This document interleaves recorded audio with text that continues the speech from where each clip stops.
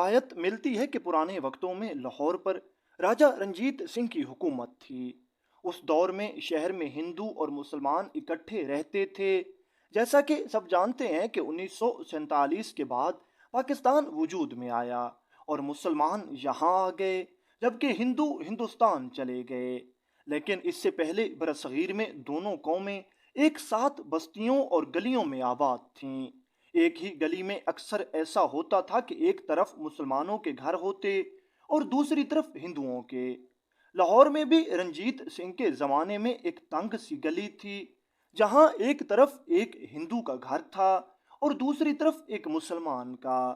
اب اس گلی میں رہنے والا ہندو نیک، شریف اور با کردار انسان تھا، لیکن اس کا مسلمان ہمسایہ بد کردار اور برے کاموں میں ملوث تھا۔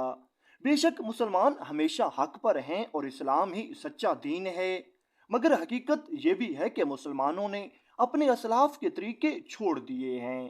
اسی وجہ سے وہ دنیا میں زوال کا شکار ہوئے ہیں، وگرنہ ہمارا اصل کردار تو ایسا تھا کہ سنہری حروف میں لکھا جاتا، لیکن آج کل ہم اپنے بزرگوں سے بالکل مختلف ہو چکے ہیں۔ یہی حال اس مسلمان کا بھی تھا، اگرچہ وہ مسلمان تھا لیکن اس کے اعمال مسلمانوں جیسے نہ تھے، وہ بدمعاش اور عیاش تھا۔ دوسری طرف ہندو شریف النفس اور ہمیشہ باحیا رہتا، جو ہمیشہ دوسروں کے حقوق کا خیال رکھتا اور کسی کو تکلیف نہیں دینا چاہتا تھا۔ اللہ تعالیٰ کی قدرت دیکھیے کہ اس شریف ہندو کی بیوی نہایت حسین و جمیل تھی اور وہ اپنی بیوی سے بے حد محبت کرتا تھا، جبکہ اس مسلمان کی بیوی زیادہ خوبصورت نہیں تھی۔ اس وجہ سے مسلمان بہانے بہانے سے اپنے ہندو ہمسائے کی بیوی کو دیکھنے کی کوشش کرتا۔ دونوں کے گھر قریب تھے، اس لیے ایک دوسروں کے گھروں میں جھانکنا بالکل آسان تھا۔ مسلمان موقع کا فائدہ اٹھاتا اور بار بار ہندو کی گھر کی طرف جاتا۔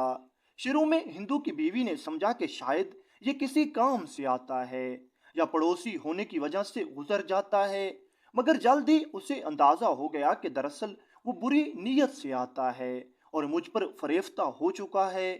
کچھ دن تک وہ شریف اور سمجھدار عورت خاموش رہی کیونکہ اسے گمان تھا، لیکن جب اسے یقین ہو گیا تو وہ بہت خوف زدہ ہو گئی۔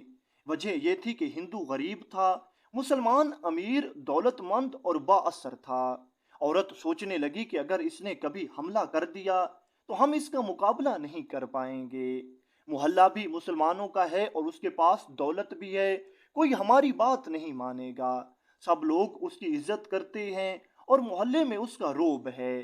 بس یہی سوچ اس ہندو شریف عورت کو رات دن ڈراتی رہتی تھی۔ ایک دن اس نے ہمت کی اور اپنے شوہر کو سب کچھ بتا دیا۔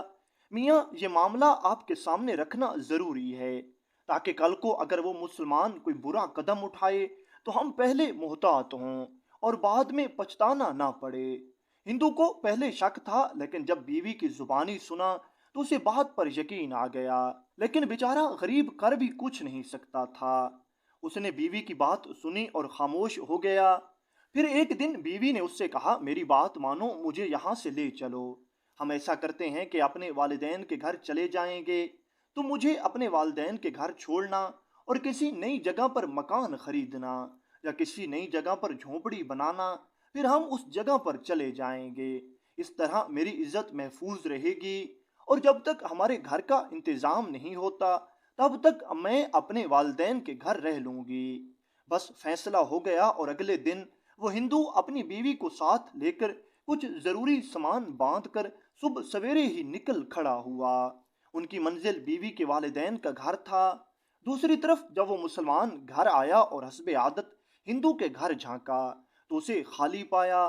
وہ فوراً سمجھ گیا کہ دونوں کہیں چلے گئے ہیں۔ اب اسے بہت تکلیف ہوئی اور بہت غصہ آیا اور وہ کہنے لگا کہ میں اس ہندو کو ضرور سبق سکھاؤں گا۔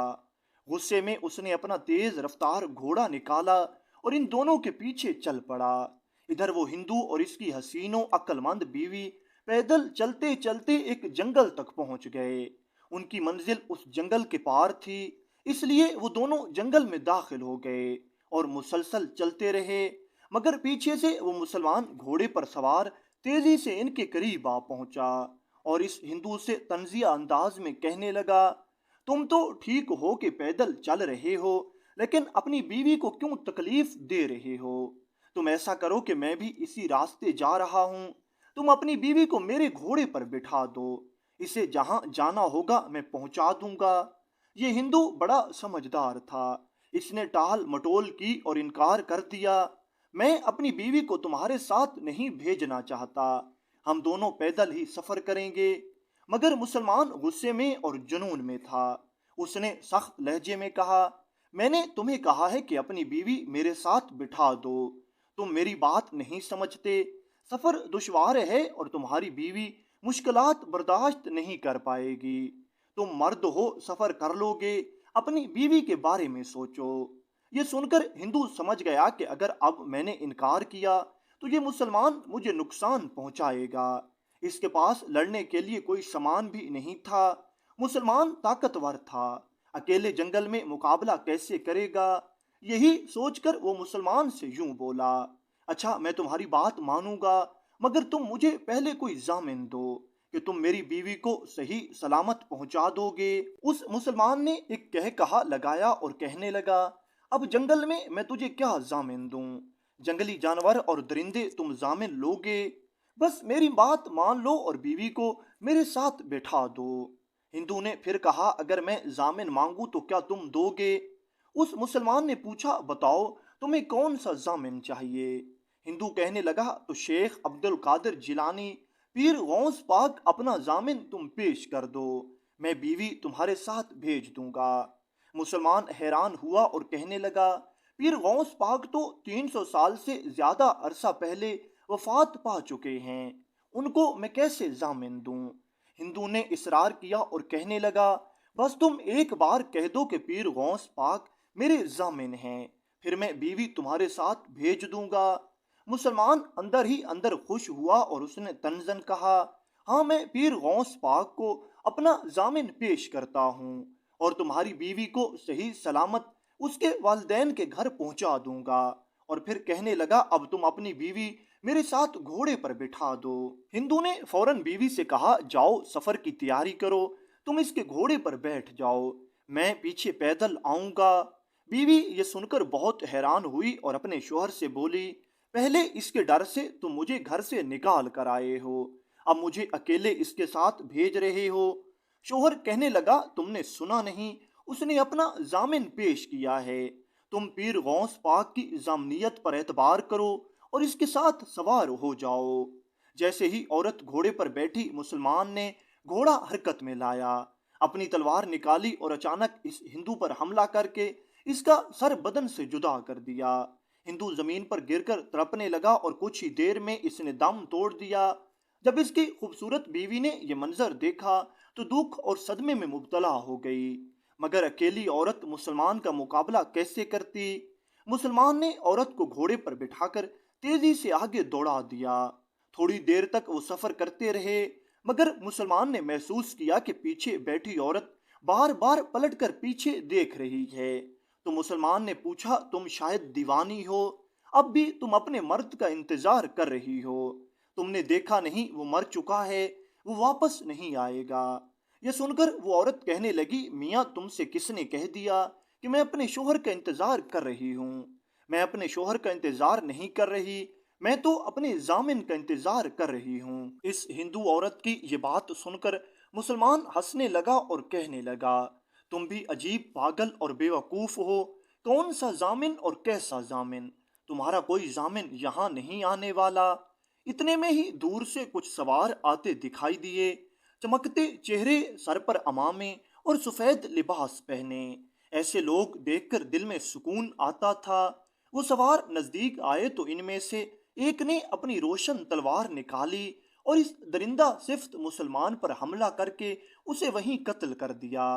जब वो मुसलमान मारा गया और औरत आजाद हुई तो वो रोशन चेहरे वाले बुजुर्ग के सामने गिरी और पूछने लगी, आप कौन हैं और यहाँ पर कैसे पहुंचे? बुजुर्ग ने नरम अंदाज में फरमाया, तुम वही हो जिनका मैं जामिन हूँ। तुम अपने जामिन का इंतजार कर रही थी और देखो हम पहुंच गए। फिर ये हिंदू औरत समझ गई कि ये कोई और नहीं बल्कि पीर गौस पाक हैं।